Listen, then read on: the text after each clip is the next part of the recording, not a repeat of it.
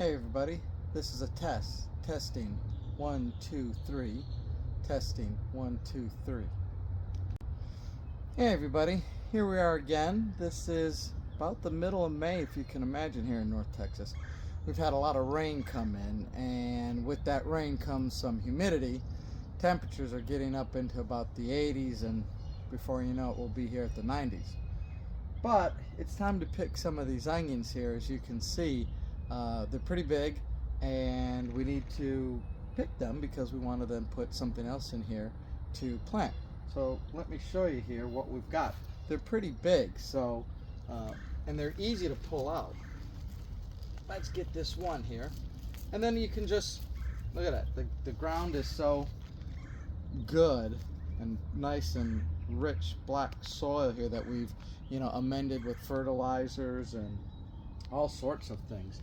So it's really good dirt, and because of that, we get nice big onion bulbs like this. Now, we could keep them in there and it won't hurt them, but it's time to pull them. They're not going to get any bigger or anything like that. So yeah, so here's one. Let's keep pulling them out. They come out, like I say, so easy because they have these big long stalks to them. Shake out some of the dirt, and there we go. Look at that one. That one's even a little bit bigger than the first one.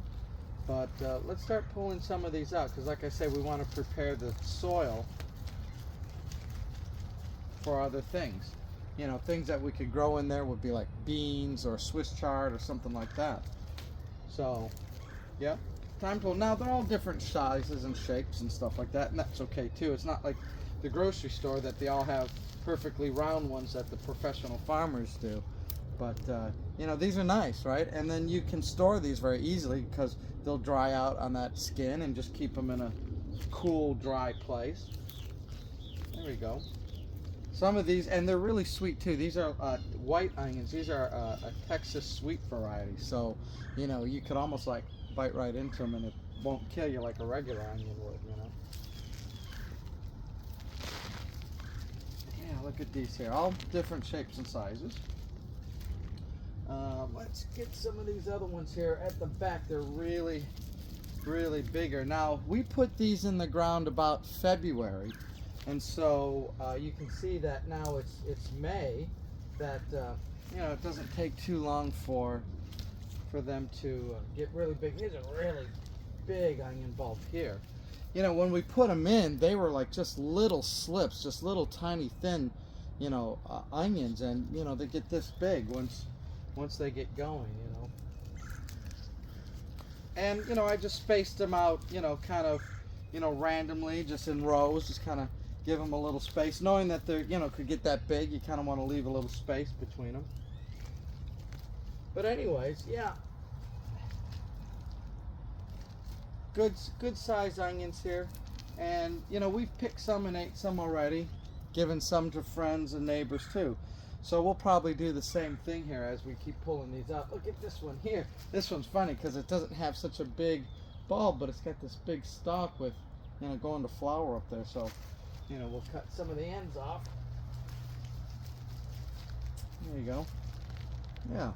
So we got a lot of onions. Like I say, we can't eat all the onions. So, friends and neighbors and that will definitely give a share with. And, it's nice to do.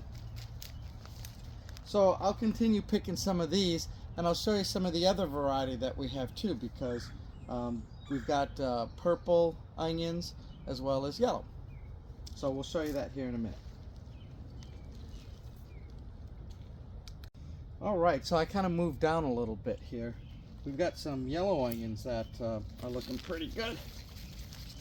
That one's kind of it's very tall, but it's got a smaller bulb to it. Some of these other ones are a little bit better. There you are. There's a nice bulb. This one's really big. I've been looking at this one for a few days now. There you go. That's nice. And you can use the tops too if you want. You don't have to throw that away at all. Yeah. There's some nice yellow onions. There we go. Nice and healthy. Like I say, we've really done a lot of good work here in the soil to make sure it has proper drainage. It's not too hard, not too soft. There you go. Here's some of the purple onions. I like the purple onions. Those are great right into salads and things like that. And like I say, this is the great part of it. You know, not too many weeds in here, although there are some weeds growing, and you're always going to be fighting weeds to some extent. But yeah, look at that. Looks pretty good, doesn't it? Here we go, 2 at a time. All right, so we got our purple onions, we got our yellow onions, we've got some more, again, white onions there. That's kind of a oblong shaped one, isn't it? Yeah, they're looking good, looking really good here. So like I say, we'll clear these out, clear out the weeds, and get ready to plant something else here, because now it's going to be getting the heat of the summer. So we will decide what we're going to put here next, and we'll show you that as well. So until next time, we'll see you again. All right, so it's time to pick some blackberries. There's a whole bunch here that are black, and this is a big bowl. We usually fill it up once a day right now. So let's start pulling them off. There's just so many.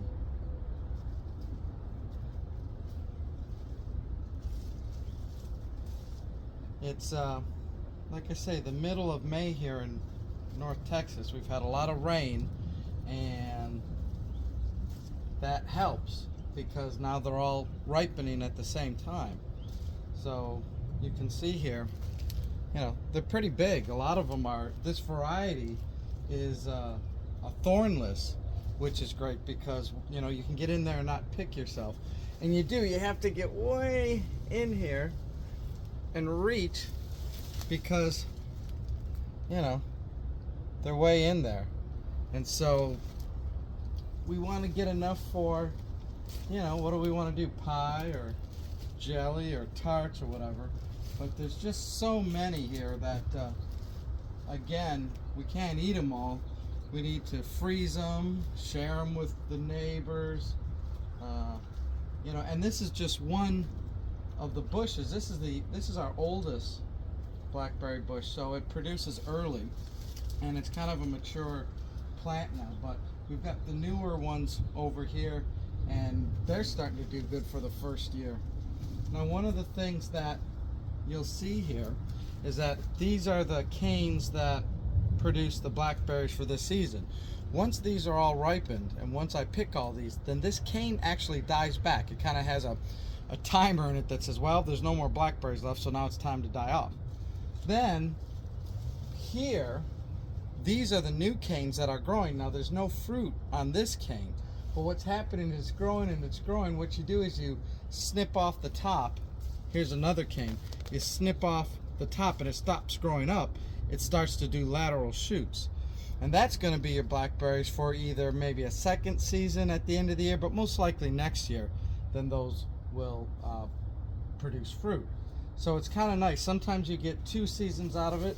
Sometimes you get just 1 season. But regardless, it's such a big harvest, and it's great to have all these blackberries, you know, produced, because they really are good. It's one of the easier berries to do. I mean, it really just takes care of itself. You just have to do a little pruning now and then. And boy, there are so many back here. Boy, look at that one. Look at how big that one is. It's just huge. It's a huge variety. And like I say, prolific. So anyways, I'll be harvesting and getting a big bowl of blackberries here again. I'll kind of go around the other side, and you can see what I'm doing. Okay, we'll talk to you later. All right, so I got the handheld, and I'm just kind of gonna go around here and show you, you know, all the blackberries that you could see. And there's lots of ones that aren't black yet too, so you can see how we're gonna harvest these things for, you know, days. And you can see down here, once you start to get inside, you have to look all over, you know, because there's some here. And then look at over on the opposite side there. Look at all those. I mean, everywhere you look, there's blackberries hidden, and you just got to look at it from top down, bottom up. They're just all over. And this is the newer plants. Look at that. Just huge. Huge blackberries. And it's all about getting them before the birds. They're just hidden all over. And then some yet to turn black.